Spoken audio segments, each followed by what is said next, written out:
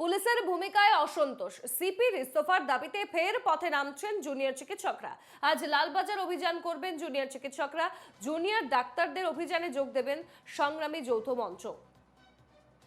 আরজিকর কাণ্ড নিয়ে জুনিয়র চিকিৎসকদের ধর্ণা বলুন, বিক্ষোভ বলুন, এখনো অব্যাহত রয়েছেন।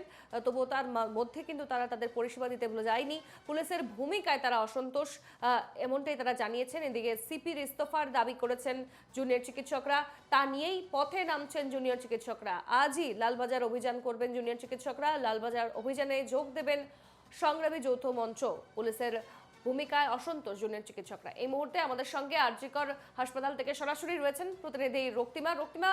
যেহেতু পুলিশের ভূমিকায় অসন্তোষ প্রকাশ করছে জুনিয়র চিকিৎসকরা এবং তা নিয়েই আজ লালবাজার অভিযান, তাদের এই মুহূর্তের কি ছবি?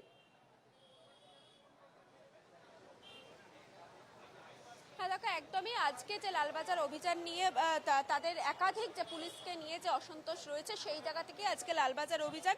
এখানে জুনিয়র চিকিৎসক যিনি রয়েছেন তার সঙ্গে কথা বলবো।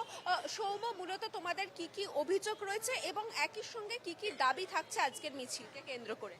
আজকে আমাদের লালবাজার অভিযানটা যে রাজ্য পুলিশের যে প্রশাসনিক ব্যর্থতা, ঘটনার পরম্পরার পর থেকেই আমরা দেখি যে ঘটনার দিন সেই সময় ক্রাইম সিনের যে জায়গা সেখানে ঠিকঠাক মতো সিল না করা, সেই জন্য যে সুপ্রিম কোর্টে তাদের ভৎসনা করেছে, বলেছে ব্যর্থ হয়েছে।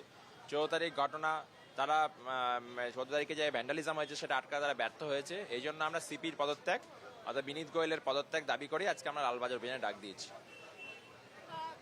আমরা দেখেছি যে একাধিকবার তোমাদের পুলিশকে নিয়ে অনেক ধরনের অসন্তোষ অভিযোগ রয়েছে এবং সেই জায়গা থেকে অনেকে বলছেন যে গোটা ঘটনাটা এখন সিবিআই তদন্তভার নিয়েছে। তাহলে কেন লালবাজার অভিযান, এই প্রশ্ন অনেকে তুলছেন।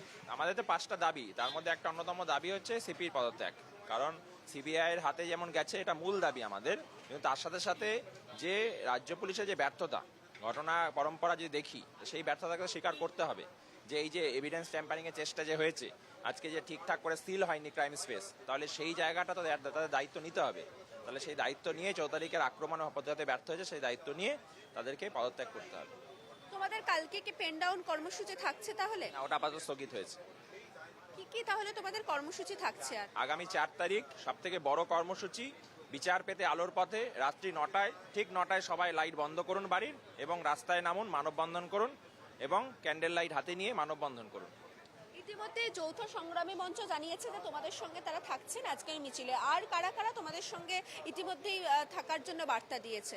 অফিসিয়ালি কেউ আমাদের বার্তা দেয়নি, আপনাদের কাছ থেকেই শুনতে পাচ্ছি। যেই থাকুক সবাইকে ব্যানার ছাড়া আসতে হবে আমাদের সাথে, এবং আমাদের যে কর্মসূচি সেই কর্মসূচির সাথে সামঞ্জস্যপূর্ণভাবে তাদের করতে হবে। তোমরা কি কোনো ডেপুটেশন দেবে? হ্যাঁ, একটা রিপোর্টেশন আমরা দেবো। একদমই। তুমি শুনতে পেলে, এখানে আমি কথা বললাম একজন জুনিয়র ডাক্তারের সঙ্গে এবং তিনি তার দাবিগুলো জানালেন এবং সেই জায়গা থেকে শুরু করে আগামী 4 তারিখও যে তাদের যে একটি কর্মসূচি রয়েছে, যে গোটা যে দেশকে তারা আহ্বান জানিয়েছে যে সেই দিন এই অভয়ার আর কে কেন্দ্র করে তার শান্তি কামনা করে যাতে লাইট নিভিয়ে এর প্রতিবাদ করা হয় এবং একই সঙ্গে আগামী দিনেও তাদের কি কি কর্মসূচি থাকবে সেগুলো তারা জানিয়ে দেবেন, তিনি কিন্তু স্পষ্ট করলেন। আজকে লালবাজার অভিযান তাদের যে মূল বক্তব্যগুলি ছিল, মূল দাবিগুলি ছিল, তার মধ্যে একটি দাবি সিপির পদত্যাগ। সেই দাবিতেই আজকে তারা অভিযানে নামছে এবং তুমি জানো ইতিমধ্যে যৌথ সংগ্রামী মঞ্চ তাদের সঙ্গে যাবেন বলে জানিয়েছে। একেবারেই নজর থাকবে আমাদের। ধন্যবাদ রক্তিমা।